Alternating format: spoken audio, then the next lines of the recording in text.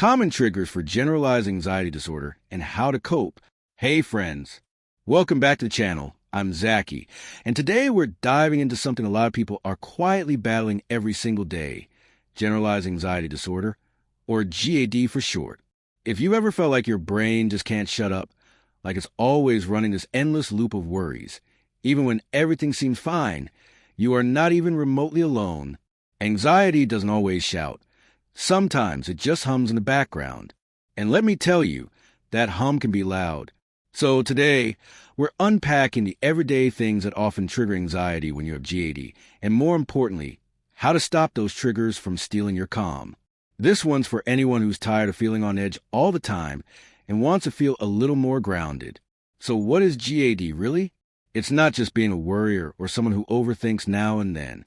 GAD is like living with a mind that treats everything like a potential emergency. It's persistent, overwhelming worry about multiple areas of life. Your job, your health, your loved ones, even things as random as whether you lock the door or use the right emoji in that text. And it's not just mental. Anxiety physically wears you out. You feel tense, restless, your stomach's off, maybe your sleep is trash.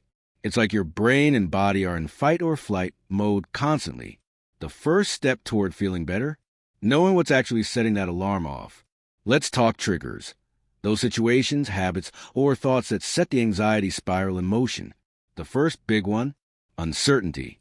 Not knowing how something will turn out can be paralyzing when you have GAD.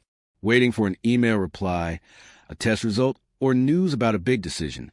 It can feel unbearable. Your brain jumps straight to worst-case scenarios. What if it's bad news? What if I mess it up? What if I never figure this out? The not knowing creates a void, and anxiety fills that void with fear. A helpful shift? Train yourself to think. Uncertainty is uncomfortable, but not dangerous. I've handled hard things before. I can do it again. You don't have to love uncertainty. You just have to stop letting it run the show. Next up, life changes. Whether it's a new job, a breakup, moving out, or starting school, big transitions rattle the sense of safety and predictability that folks with GAD rely on. And here's the twist. Even positive changes can be anxiety-inducing, because anything unfamiliar is a breeding ground for what-if thinking. The way through? Create micro-routines within the big changes. Maybe you have the same breakfast each morning, or keep a 5-minute journaling ritual to start the day. These little anchors tell your brain, we've still got some control. And trust me, control is catnip for anxiety. Another super common and sneaky trigger is people-pleasing and social pressure. Ever feel like saying yes to something when every cell in your body wanted to say no? Welcome to the world of anxiety-driven boundary blurring. Whether it's fear of disappointing someone, seeming selfish, or being judged, GAD makes social interactions feel like performance. To cope, start practicing small, gentle boundaries. Try saying, "Can I get back to you on that?" instead of rushing into a "yes, you'll regret." Over time, you'll train your brain that setting limits doesn't lead to disaster. It leads to peace. Let's talk tech, specifically doomscrolling. You're trying to chill, but then you pick up your phone and 5 minutes later you're deep into news about the economy, climate change, and why some celebrity is canceled. Meanwhile, social media is whispering, everyone else has their life together. What's your excuse? Yeah, your brain is not built for this much information. If you got GAD, overexposure to negativity and comparison can spike your anxiety before you even realize it. Solution? Schedule your scrolls like appointments. Limit notifications. Fill your feed with creators and content that uplift instead of overwhelm. You don't know the algorithm your mental health. Now let's zoom in on nights, because sleep anxiety is real. Ever get hit with an existential crisis the second you lay down? It's like your brain waits all day to dump a truckload of worries right before bed. And then, of course, you can't sleep, and the anxiety doubles because you know tomorrow's going to be rough. The trick? Build a wind-down routine that teaches your brain when it's time to power down. No screens 30 minutes before bed. Journal your worries if they're swirling. Listen to calming sounds. Try that thing your grandma swears by, chamomile tea. It's about creating signals that say, You're safe. It's okay to rest now. Okay, so we've covered common triggers. But how do we really fight back against GAD? The answer lies in sustainable coping strategies. Let's start with mindfulness and breath work. It may sound simple, but learning to pause and breathe is like hitting the brakes on a runaway thought train. One method I love is box breathing. Breathe in for 4, hold for 4, exhale for 4, hold for 4. It's like a reset button for your nervous system. And the more you practice it when you're calm, the easier it is to use when anxiety hits. Another underused weapon against GAD? Journaling. And no, it doesn't have to be poetic or deep. Just brain dump whatever's making you spiral. Try prompts like, what's bothering me right now?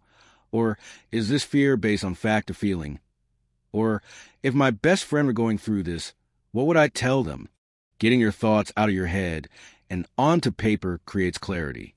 Sometimes you just need to see the storm to realize it's not as big as it felt. And if I can say this loudly for people in the back, therapy works, especially cognitive behavioral therapy, CBT.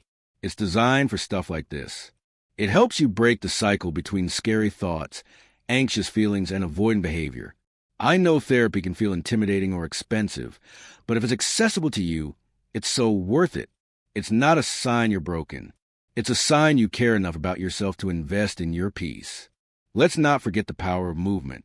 Physical activity helps process stress and literally shifts your brain chemistry. You don't need to become a fitness influencer. A 20-minute walk while listening to music or stretching on your living room floor can radically improve your mood. Bonus points if you can get outside in sunlight. You're not just moving your body. You're shaking off the mental weight, too. And yes, let's talk about medication, too. Because sometimes, even with all the journaling, meditating, and moving, anxiety still sits heavy. For some folks, SSRIs or other prescribed medications are necessary to bring things into balance. And that's not failure. That's medicine. Just like insulin for diabetes or glasses for poor eyesight. If your brain chemistry needs a boost, that's okay. Always consult with a doctor, of course. But know this. Medication can be part healing, not a shortcut or a crutch. So here's the big takeaway. GAD doesn't mean you're weak or broken. It means your brain safety alarm is just a little extra sensitive. But with awareness, with tools, with time, you can rewire how you respond. The anxiety might still knock on the door, but you don't have to invite it in for dinner. You can say, I see you, but I'm busy living my life. If this video helped you feel even a tiny bit more seen, please smash that like button and hit subscribe to keep the conversation going. I drop new videos on mental health, mindset, and navigating this weird thing called life, right here on @Zacaprat. And in the comments, I want to hear from you. What's one trigger you've learned to manage? Or a coping tip that changed the game for you? Let's build a space where mental health isn't taboo. It's talked about openly without judgment. Take care of your mind. It's the only one you've got. And I'll see you right back here soon.